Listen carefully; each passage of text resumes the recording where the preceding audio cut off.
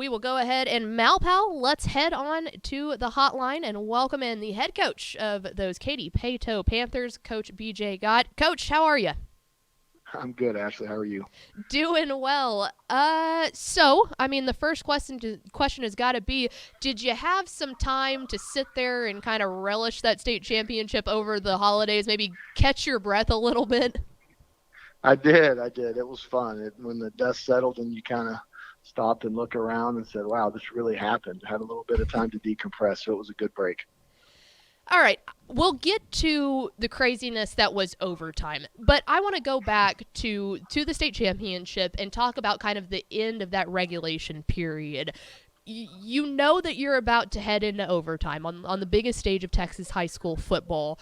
What did you say to your guys before they took the field to head into overtime?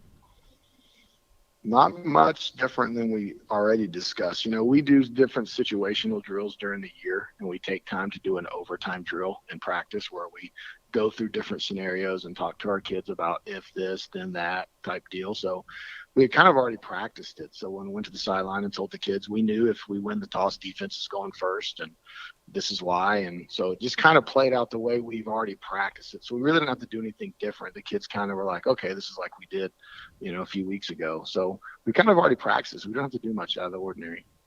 And then, obviously, in overtime, so College Station puts up the field goal. Y'all get to go out there on offense, and that's when you had decided that you were going to go for it on that 4th and inches right there about the 3-yard line.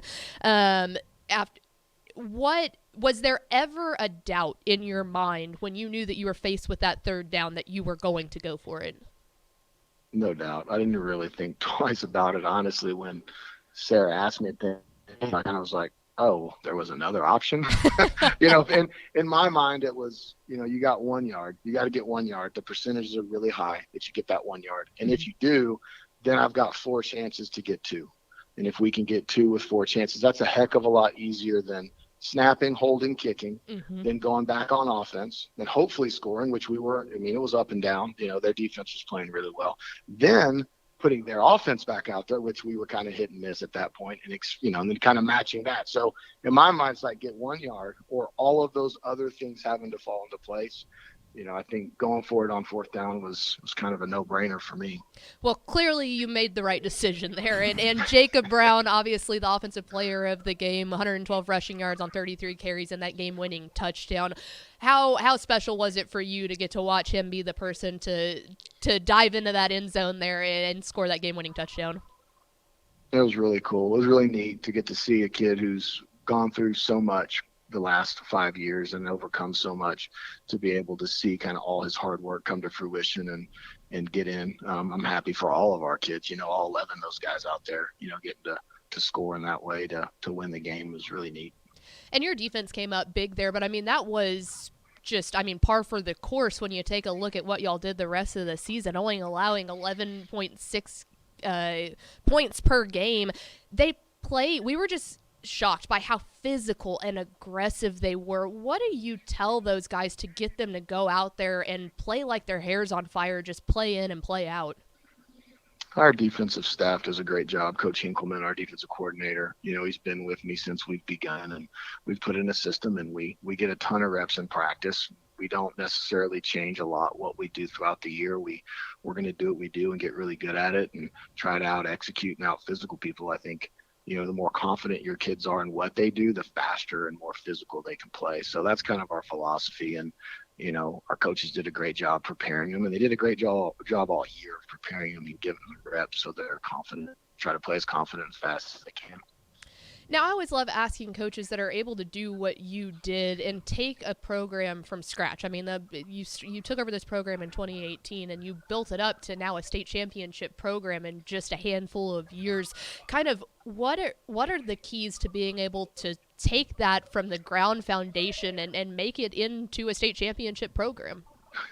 It's crazy, Ashley. It's unbelievable. That's kind of the craziest thing about this whole deal is, when you leave a program is over at Katy High School and you open up something from the ground floor, you look and see where you have to go to get to that point, and it just doesn't seem realistic. Mm-hmm. You know, you it's a goal, you have it, and that's what you're competing for. But to actually get to that point and have success this early is something that, you know, you really don't, I mean, you work towards, but you don't necessarily think can necessarily happen. So for it to happen, it's a testament to our community, our kids, our administration just working hard and giving us a chance to do it. It's pretty unbelievable.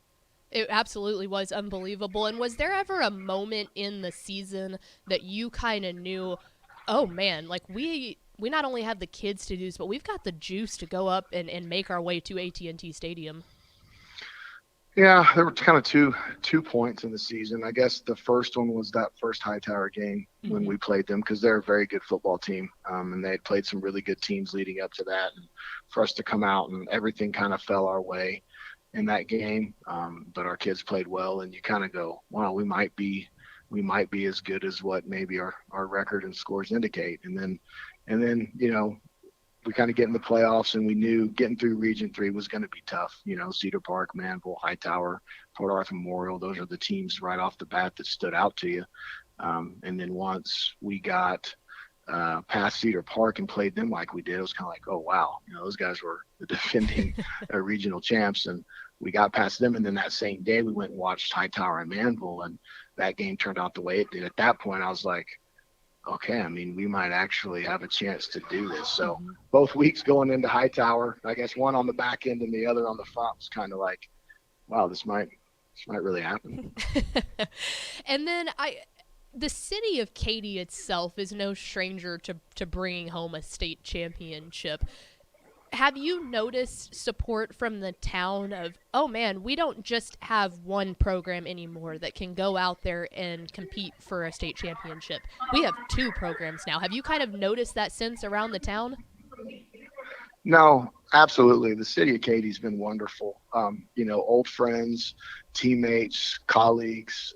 You know, we are it's a big, you know, it's grown quite a bit since we grew up here, but you know, just no matter how big it's grown, there's always had that kind of small town touch. And you know, from people that I've worked with, from people I've grown up with, haven't heard from in years, all reaching back out and talking about how proud they are and how excited they are for us. And it's a really cool thing. And then finally, Coach, I've got to ask you, obviously UIL realignment is coming up, and it's looking like projection number-wise, you're probably going to be moving up there, but that's something that it's like y'all are pretty used to at this point. Is that just kind of more fuel to the fire of saying, hey, if we can win one in 5A, let's go win one in 6A? Well, I mean, that's a whole nother animal, but you know, we knew that third realignment we were going to be 6A, and kind of building our program and creating a culture of success was important to us when we started.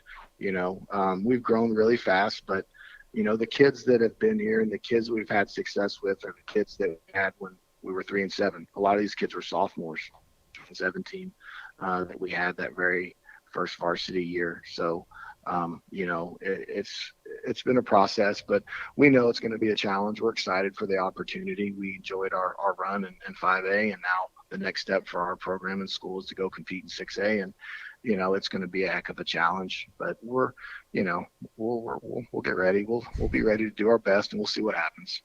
Absolutely. Well, Coach, hey, congratulations again on bringing home that state championship. And thank you for giving us one heck of a football game to watch there that night. Best of luck next season, and we'll be talking to you soon. Thanks, Ashley. I appreciate it.